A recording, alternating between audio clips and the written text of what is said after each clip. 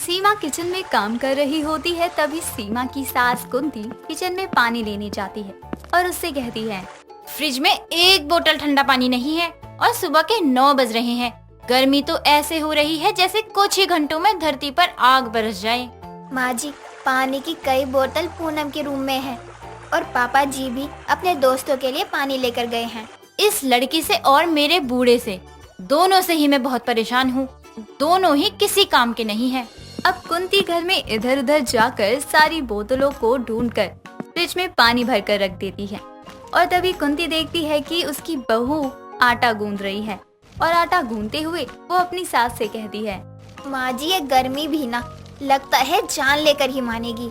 सीमा इतना ही कहती है कि वो पसीना आटे में गिर पड़ता है और सीमा उसे गूंथती रहती है।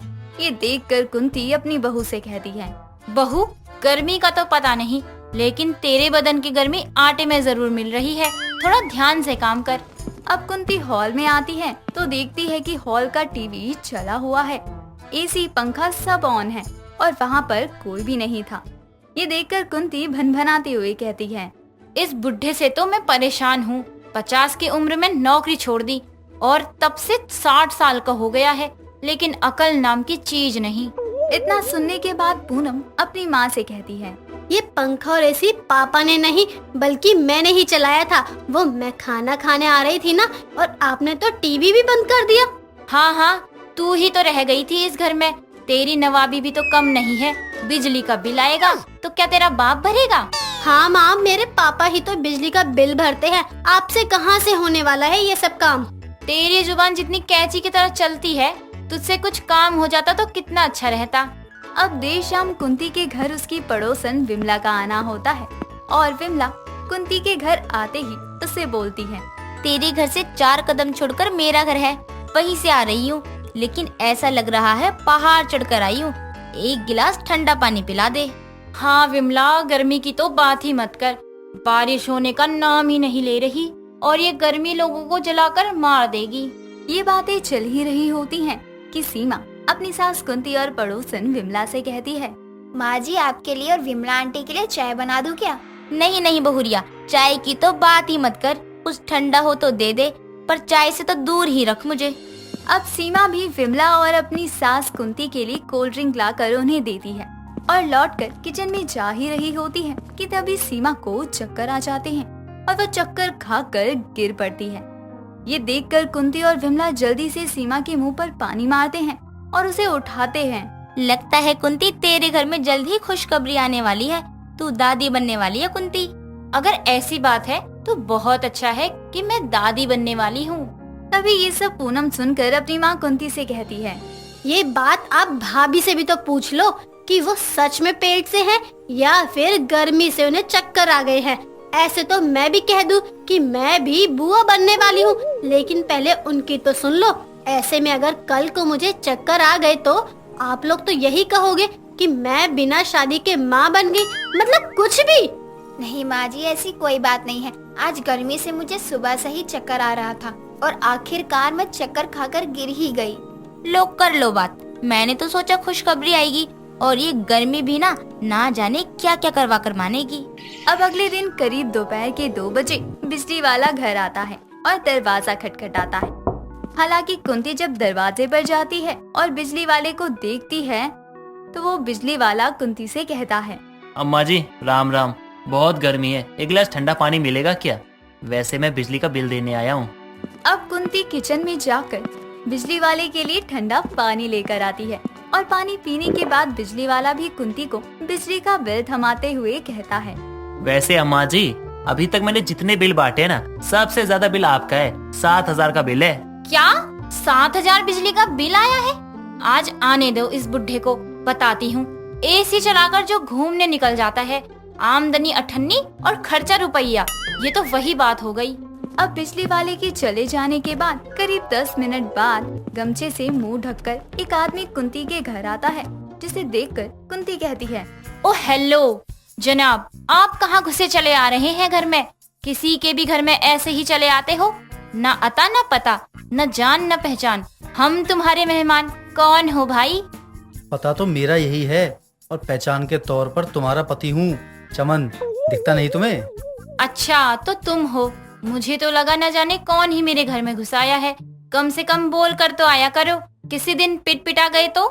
लेकिन अब चमन जैसे ही अपना गमछा अपने चेहरे से हटाता है तो अच्छा खासा चमन के चेहरे पर काले काले दाग नजर आते हैं, लाल लाल धब्बे और काले दाग भी। ये देखकर कुंती चिल्लाते हुए चमन से कहती है, हे भगवान, ये क्या हो गया? भरे बुढ़ापे में शकल पर ये क्या करवा लिया तुमने? ये तो गर्मी का असर है। नहीं, अरे ये तो लू है। मुझे तो लू लग गई कुंती। गर्मी में घर खर्चे पहले से कम नहीं है और तुमने अपने दोस्तों के साथ धूप में घूम घूम कर खुद के चेहरे पर अमावस्या के बादल लगवा लिए हैं। लेकिन अब इसके इलाज के लिए अलग पैसे खर्च होंगे। इतना सुनने के बाद चमन कुंती से कहता है, मुझे लगता है कि तुम्हें इस बात की चिंता नहीं है मुझे लू लग गई है, बल्कि इस बात की चिंता है कि अब इसे ठीक करने में कितने पैसे लगेंगे। यही है ना? हाँ, साफ और सीधी बात। बिजली का बिल 7,000 आया है और इस गर्मी में इतने खर्चे बढ़ गए हैं कि जीना मुश्किल हो गया है। और ऊपर से तुमने ये अलग तमाशा खड़ा कर दिया। अब चमन के चेहरे पर तो काली काली छाइयां हो चुकी थी।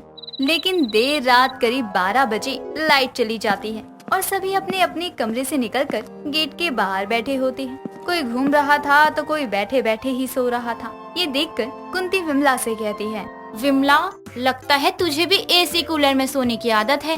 और ये कमबख्त ये लाइट, इससे भी अभी ही जाना था। अब विमला भी कुंती के पास बैठ जाती है और दोनों बातें करने लगते हैं। लेकिन थोड़े समय बाद कुंती अपने घर चली जाती है। लेकिन कुंती का पति चमन आकर विमला की गोद में सिर रखकर सो जाता है। लेकिन जैसे ही कुंती बाहर आती है, लाइट आ जाती है और वो ये सीन देखकर अपने पति चमन का हाथ पकड़ते हुए उसे उठाती है। लाइट गई नहीं कि तुम जैसे ठड़के बुढ़े अपनी पड़ोसन की गोद में सोए मिलते हैं। तुम्हें शर्म नहीं है विमला की गोद में सोते हुए? और विमला, तू भी ऐसी निकली? मेरी तो खुद आंख लग गई। मुझे क्या पता ये बुढ़ा कब आकर मेरी गोद में सो गया। और तुम चलो आज घर, मैं तुम्हें बताती हूँ लाइट जाने के बाद आने का क्या नतीजा होता है। अब अगले दिन सुबह सुबह कुंती अपनी बहू सीमा से कहती है, बहू, थोड़ा काम जल्दी कर ले। पूनम को लड़के वाले देखने आने वाले हैं। और हाँ, नींबू पानी के लिए नींबू जरूर मंगवा लियो। कुछ समय बाद ही पूनम को देखने के लिए लड़के वाले आ जाते हैं। और जब कुंती उनसे कुछ खाने पीने के लिए कहती है तो लड़के की माँ कहती है, जी ऐसा है, हम तो देसी है, शरबत मिल जाए तो उसमें ही काम चला लेंगे। गर्मी भी बहुत हो रही है। अब अपनी बहू को शरबत बनाने के लिए वो कहती है। लेकिन सीमा तो नींबू मंगवाती ही नहीं है, क्योंकि नींबू के दाम तो आसमान छू रहे थे। अब ऐसे में नींबू पानी बनाने की जगह 2 रुपए वाला रसने का पैकेट लाकर सीमा 2-3 ग्लास रसना बनाकर भिजवा देती है। और लड़की की माँ उसे पीने के बाद स्वाद लेते हुए कहती है, आए हाय, क्या कोल्ड ड्रिंक है। इसका स्वाद तो बड़ा अच्छा है। इसका नाम जरूर बता दीजिएगा।